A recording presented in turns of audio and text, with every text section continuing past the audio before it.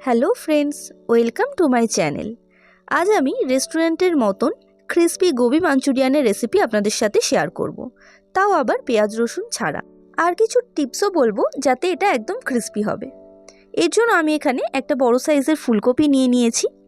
ফুলকপিটাকে আমি ছোট ছোট টুকরো করে কেটে নেব।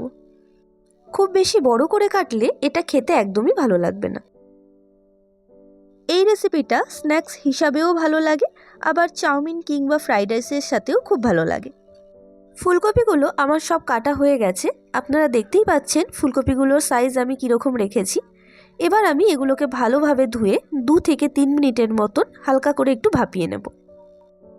খুব বেশি সেদ্ধ হয়ে গেলে এটা খেতে একদমই ভালো লাগবে না। 2 মিনিটের মতন আমি একটু ভাপিয়ে নিয়েছি। এবার আমি একটা ছাঁকনির সাহায্যে এই জলটা ঝরিয়ে নেব। ফুলকপিগুলোকে ভাজার জন্য এবার আমি একটা ব্যাটার রেডি করে নেব। এর জন্য আমি এখানে নিয়ে নিচ্ছি 2 টেবিল স্পুন কর্নফ্লাওয়ার আর 2 টেবিল স্পুন ময়দা। এবার আমি এর মধ্যে দিয়ে দিচ্ছি স্বাদ মতো নুন, 1 টিস্পুন রেড চিলি পাউডার আর হাফ টিস্পুন গোলমরিচের গুঁড়ো। এই সব ইনগ্রেডিয়েন্টসগুলো দিয়ে আমি ভালোভাবে একটু মিশিয়ে নেব। এরপর অল্প অল্প করে জল দিয়ে আমি একটা স্মুথ ব্যাটার রেডি করে নেব।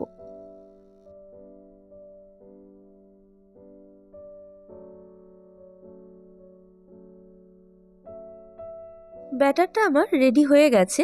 এবার আমি ফুলকপিগুলোকে দিয়ে ভালোভাবে মিক্স করে নেব।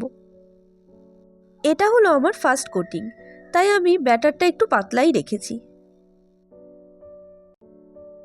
এবার সেকেন্ড কোটিংয়ের জন্য এর মধ্যে আমি আরও 1 টিস্পুন কর্নফ্লাওয়ার আর 1 টিস্পুন ময়দা দিয়ে দিলাম। দিয়ে আবারও ভালো করে একটু মিশিয়ে নেব।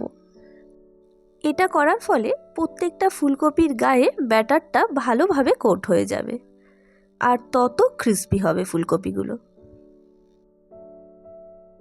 এবার আমি ফুলকপিগুলোকে ভেজে নেব। এর জন্য আমি একটা কড়াইতে তেল খুব ভালোভাবে গরম করে নিয়েছি।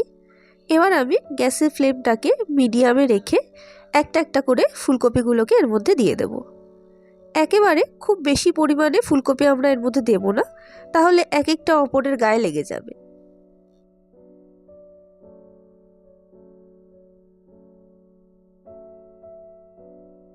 ফার্স্ট স্টেপে আমি সমস্ত ফুলকপিগুলোকে হালকা গোল্ডেন ফ্রাই করে নেব।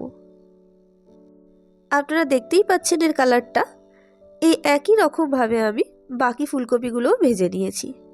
এবার আমি তেলটাকে আবারও ভালোভাবে গরম করে ফুলকপিগুলোকে ডাবল ফ্রাই করে নেব। এই সময় গ্যাসের ফ্লেমটা আমাদের হাইয়েতেই রাখতে হবে। আমি যেভাবে ফুলকপিগুলোকে ফ্রাই করে নিলাম, আপনারাও যদি বাড়িতে এইভাবে করেন তাহলে দেখবেন গ্রেভিতে দেওয়ার পরেও ফুলকপিগুলো অনেকটা ক্রিস্পি থাকবে। ফুলকপিগুলোকে আমি সব লাল করে ভেজে নিয়েছি। এবার আমি গ্রেভিটা রেডি করে নেব। এর জন্য আমি এখানে একটা ফ্রাইং প্যানে দিয়ে দিচ্ছি 3 টেবিল স্পুন তেল।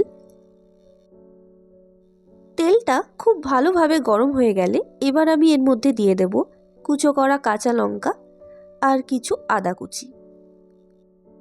আমি যেহেতু কোনো রকম পেঁয়াজ রসুন ছাড়াই এটা করছি, তাই আমি এর পরিবর্তে এর মধ্যে দিয়ে দিচ্ছি কুচো করে রাখা বাঁধাকপি আর কুচোনো ক্যাপসিকাম। এগুলোকে দিয়ে আমি ভালো করে একটু ভেজে নেব। এর মধ্যে আমি স্বাদ মতো একটু নুন দিয়ে দিলাম। দিয়ে হাই ফ্লেমে সবজিগুলোকে ভেজে নেব।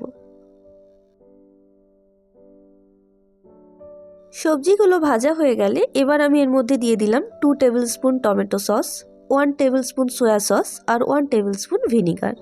টেস্টটাকে ব্যালেন্স করার জন্য এর মধ্যে আমি 1 টিস্পুন চিনি দিয়ে দিলাম। দিয়ে আমি গ্রেভিটাকে ভালো করে মিক্স করে নেব। গ্রেভিটাকে ঠিক করার জন্য আমি একটা বাটিতে 1 টেবিল স্পুন মতন কর্নফ্লাওয়ার দিয়ে সামান্য একটু জল দিয়ে একটা স্যালারি বানিয়ে নিয়েছি। এবার এটাকে গ্রেভির মধ্যে দিয়ে ভালোভাবে মিশিয়ে নিলেই গ্রেভিটা আমার ঠিক হয়ে যাবে। আর আমি এর মধ্যে আর কোনো রকম এক্সট্রা নুন ইউজ করিনি, যেহেতু সসের মধ্যে আগে থেকেই নুন দেওয়া থাকে। আর হ্যাঁ, এর মধ্যে আমি ঝালের জন্য দিয়ে দিয়েছি হাফ টিস্পুন গোলমরিচের গুঁড়ো। ওই ক্লিপটা আমার মিস হয়ে গেছে। ফুলকপিগুলোকে দিয়ে আমি ভালোভাবে গ্রেভির সাথে মিশিয়ে নিলাম। তাহলেই আমাদের গোবি মাঞ্চুরিয়ান একদম রেডি।